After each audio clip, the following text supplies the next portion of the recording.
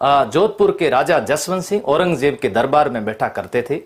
एक बार औरंगजेब के दरबार के अंदर औरंगजेब के जो भी सैनिक थे वो एक शेर को लेकर के आए और शेर जोर जोर से दहाड़ने लगा। तो ऐसी स्थिति के अंदर औरंगजेब ने कह दिया कि देखिए मेरा शेर, कोई है जो इस शेर से मुकाबला करे। तब वहां पर जसवंत सिंह जी बैठे थे और जसवंत सिंह जी औरंगजेब की हर बात को काट दिया करते थे और जसवंत सिंह मन मोजी हुआ करते थे। तब जसवंत सिंह जी ने कह दिया कि ऐसे शेर तो मेरे पास खूब बैठे हैं। तो ऐसी स्थिति के अंदर औरंगजेब ने कहा कि एक समय निश्चित कर दिया जाए और आपका शेर और हमारे शेर का इसी दरबार में मुकाबला रखा जाए। जसवंत सिंह जी ने कहा क्यों नहीं, आराम से आप तय कर सकते हो समय, ऐसे तो मारवाड़ में शेर खूब घूमते हैं। जसवंत सिंह जी मारवाड़ आ जाते हैं और मारवाड़ आने के बाद जब उनका जाने का समय होता है थोड़े से वो उदास हो जाते हैं और ऐसी स्थिति के अंदर उनके पुत्र 12 वर्षीय पृथ्वी सिंह उनसे पूछते हैं कि पिताश्री आप उदास लग रहे हो। तब उन्होंने कहा मैंने औरंगजेब के से एक शेर के बारे में बात करके आया हूं, अब कौन सा शेर वहां ले जाएंगे, अपने मारवाड़ में तो शेर होते नहीं है। तब उन्होंने कहा ये है ना आपका बेटा शेर, औरंगजेब का दरबार भी देख लेगा और शेर से भी लड़ लेगा।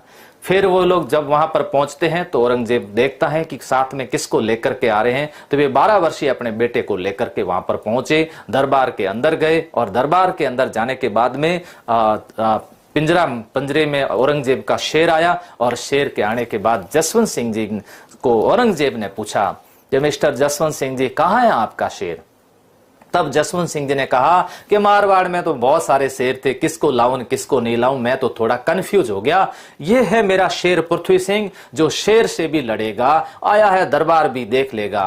ऐसी स्थिति के अंदर दरबार में बैठे दूसरे सब राजा सैनिक वगैरह एक बार तो वे सब है ना आश्चर्यचकित हो गए। उनको लगा कि 12 वर्षीय ये लड़का शेर से लड़ेगा। ऐसी स्थिति में औरंगजेब ने कहा जसवंत सिंह एक बार फिर विचार कर लो, ये सब मेरा वाला बब्बर शेर है या बब्बर शेर, ये देखिए ये है बब्बर शेर, एक बार फिर देख लीजिए। उन्होंने कहा ये आपका बब्बर शेर है तो हमारा भी कम शेर नहीं है, ये भी पृथ्वी सिंह भी बब्बर शेर ही है। इतने में पृथ्वी सिंह वहां पहुंचते हैं पिंजरे के अंदर और पृथ्वी सिंह के उस तेज को देख करके एक बार तो शेर भी घबरा जाता है। लेकिन वहां के मुगल सैनिकों ने शेर को उकसाया और शेर जब झपटने लगा तो पृथ्वी सिंह ने तलवार निकाली। इतने में जसवंत सिंह ने जोर से आवाज में कहा पृथ्वी सिंह शेर निहत्ता है और तुम तलवार पर से वार करोगे।